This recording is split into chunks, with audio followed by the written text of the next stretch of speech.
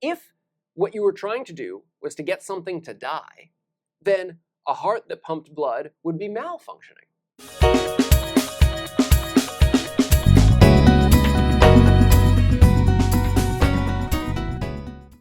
In this video, I'm going to just introduce the worldview of arguably the most influential thinker in world history.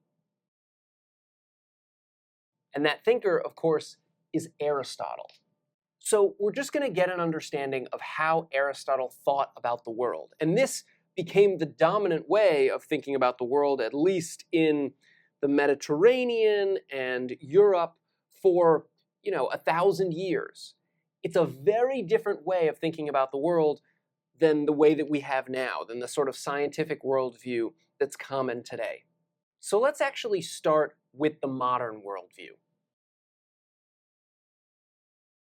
On our worldview, all of the stuff in the universe is made up out of smaller stuff, constituent particles.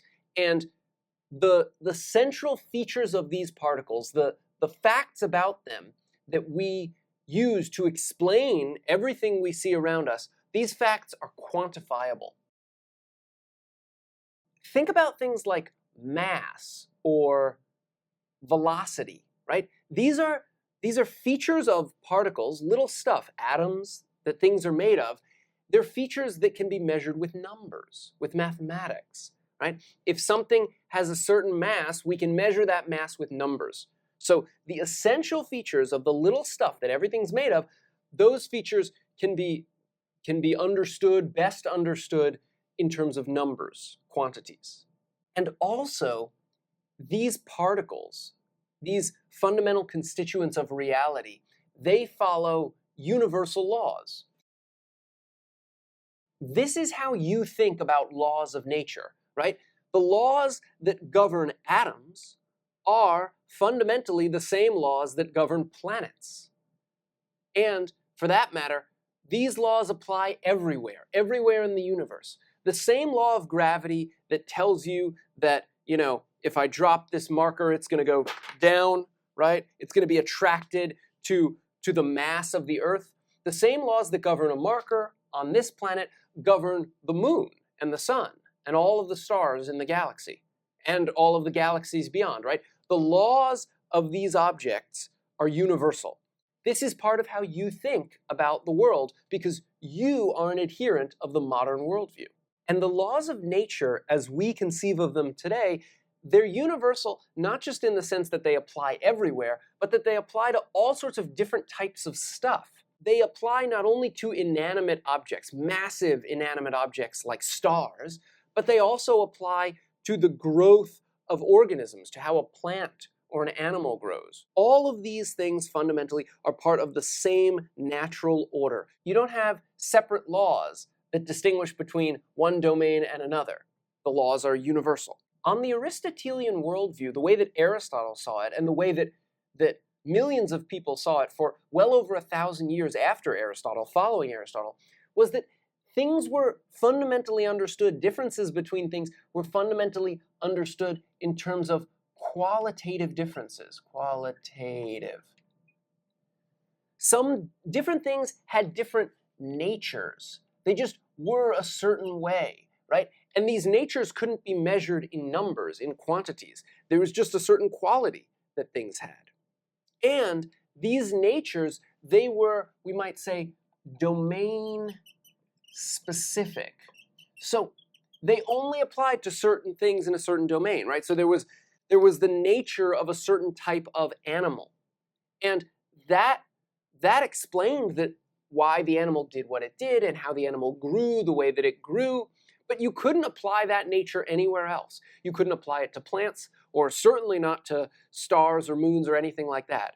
Aristotle even thought that the laws that govern everything that happens on the planet Earth are just different laws than the ones that govern the motion of heavenly bodies. If you think about it, Aristotle's worldview is the most rational one to adopt if you just opened your eyes and looked around at the world. Imagine that you were, a cave person and you emerged from a cave and you were extremely smart. You were extremely smart, but you didn't have the advantage of all sorts of experiments and discoveries that had been made before you. You would look around at the world around you, and you would see that certain things fall down to the ground, and certain other things rise up, like fire. Fire goes up, right? And then you'd look at the moon and the stars, and you realize those things aren't falling down, and they don't seem to be rising up. They just sort of seem to be like rotate around, right? And the Earth stays still. And so you would think, okay, well, the Earth is not moving. It's at the center. The sun and the stars and the moon, those are moving around. And those things up in the heavens, they don't follow the same laws that stuff does down here, right? That's what you would think. That's the rational thing to think, if you have a limited data set. So anyway, the laws are domain specific.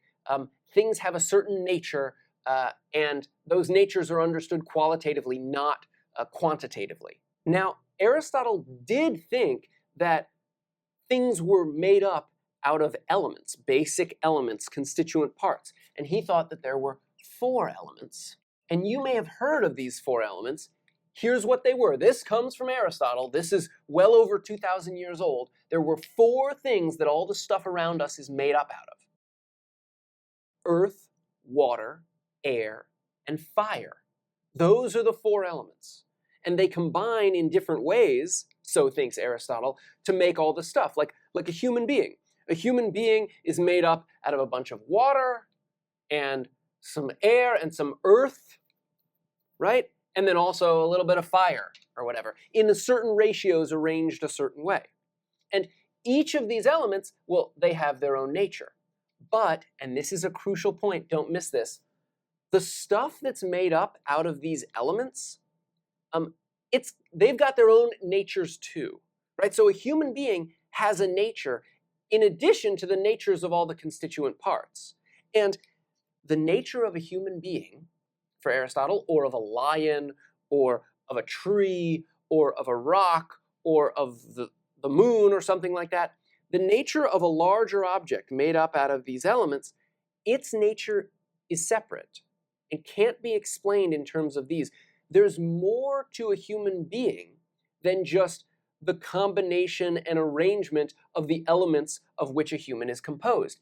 That is very different from the way that we think about human beings today, from the modern scientific worldview. I mean, for one thing, there's a lot more than 4 elements, right? There's many elements, and they're invisible. They're tiny. They're atoms or subatomic particles or something like that, right? We think that the world is made up out of atoms and after that out of protons and neutrons and electrons and then out of quarks or whatever. But these things are all invisible. You can't see them. They can't be, well, Earth you can see, right? Everything on Aristotle's worldview is visible.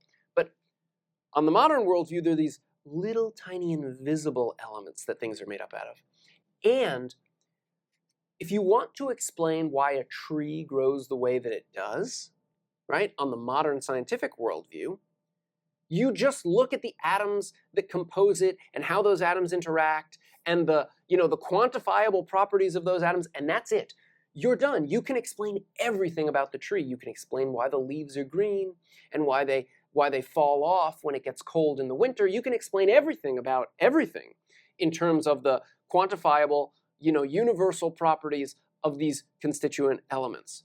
On the Aristotelian worldview, that's not the case. You can't explain everything about a human being just from how much water and earth and air and fire are in the human being and where those elements are arranged. You need an additional nature, the nature of the whole thing. And the nature of that whole larger thing, a tree or a human or the moon or whatever, the nature of that whole thing can't be reduced to or explained entirely in terms of the elements that that thing is made up out of. So on the modern worldview, there's just matter. That's it. There's the stuff that things are made up out of, and that's all you need to explain everything.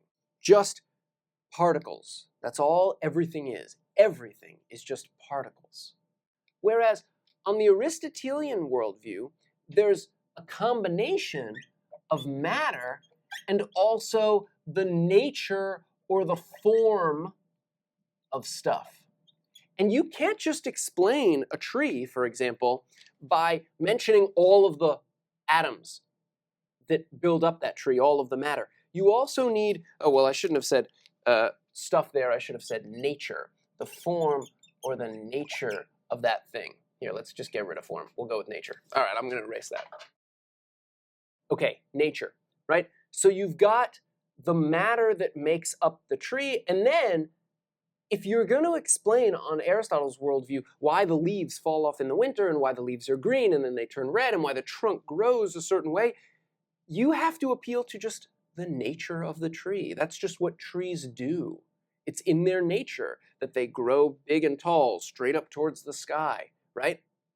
And that fact about trees, well, that they have a certain nature, that they function in a certain way, that fact can't be measured with numbers. Okay, so it should seem already like there's a huge difference between the way that we think about the world today, the scientific modern worldview, one that emerged in the, 16th, 17th centuries, 18th centuries, right? There's a difference, a huge difference between the modern scientific worldview and the Aristotelian worldview that dominated beforehand. And if you're really going to understand Aristotle's worldview, the most important idea is the idea of things having a certain nature. The nature of a thing for Aristotle, that explained not only what that thing did, but what it ought to do. So once you understand the nature of a human being, for example, you understand not just how humans behave, but how they ought to behave. What you get out of the nature of things is a certain kind of morality. You can just figure out the moral state of affairs of the universe from understanding, well, the sort of scientific state of affairs of the universe. That's very different from how we naturally think on the modern scientific worldview. Right? On this worldview, well, how things ought to be is just sort of a separate matter from how they are. Just if you know about where all the atoms and all the human beings are, and you know how people do behave, that doesn't itself tell you how they should behave. You need to figure something else out if you want to figure out how things should behave. If you're religious, for example, then you think maybe that facts about how people should behave come from God. That's how you figure them out. You ask God, you check his book, that sort of thing. Or if you're not religious, then you're going to have some other story that you're telling about where the moral facts come from. They don't just come from, the sort of natural state of affairs. On Aristotle's view, they do.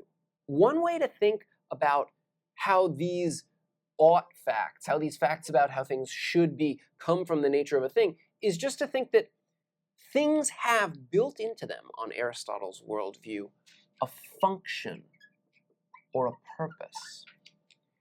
It's just built into a tree that its function is to become big and sturdy and tall. That's the purpose of a tree, is to become big and sturdy and tall. If a tree is really flimsy, right, and short and stubby or whatever, then it's failing in its built-in purpose as a tree. Whereas on the modern worldview, trees don't in themselves have purposes. They just sort of grow the way they do. Sometimes they grow big and tall and sturdy, and sometimes they grow sort of flimsy and small or whatever. And, a big sturdy tree is good for some stuff, and a short flimsy tree maybe is good for some other stuff, but it's not like built into the tree, on the modern scientific worldview, there's a function or a purpose or a thing that the tree is striving to be. On our view, any kind of function of anything, it comes from a mind.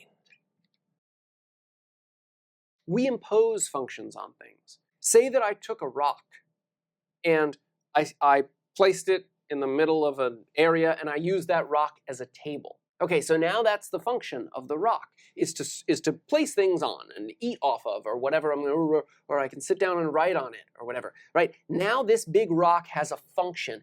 I gave the rock its function. That's how we think of all functions. They're imposed by minds. If you think that human beings have a function, if you hold to the modern scientific worldview, which I think you do, if you hold to the modern scientific worldview and you think that human beings just have a function, then you probably think that they were given that function by a deity, for example. Well, that's just a mind.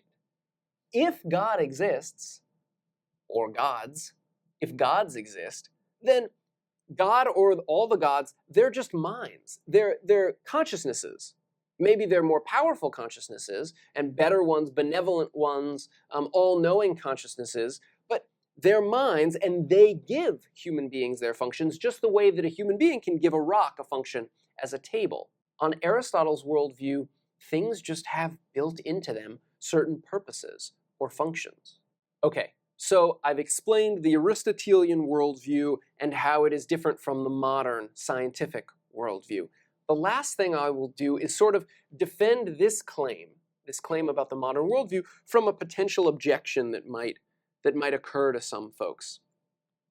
We do often say things like the following. The function of the heart is to pump blood. Well, the heart is a thing, the heart. It's here? I don't really know. Okay. The heart has a certain purpose or a certain function, namely to move blood through the body. Aristotle can handle that. Aristotle can say that some object has a function, but I just said that things don't have functions built into them. But we do say this. Adherents of the modern scientific worldview do say stuff like this. How could that be? Well, there's a few things. The first thing is that I actually think that this is, when properly understood, just sort of a shorthand or an abbreviation for some facts about natural selection. So, strictly speaking, the function of the heart isn't to pump blood. The heart doesn't have a function, really, not built into it. No, what happened is that some organisms, they started having hearts. And the hearts just did a thing. It's not like it was their function to do it, they just did pump blood around. And it just so happened that the organisms that moved the blood around were better able to pass on their genetic material, and the species of which they were a part thrived and procreated and whatever, right? So the heart serves a function within an organism in the sense that it allows that organism to continue living and procreate and move around and all that sort of stuff, right? But, well, we only think of a heart that pumps blood as properly functioning because we think that living is good.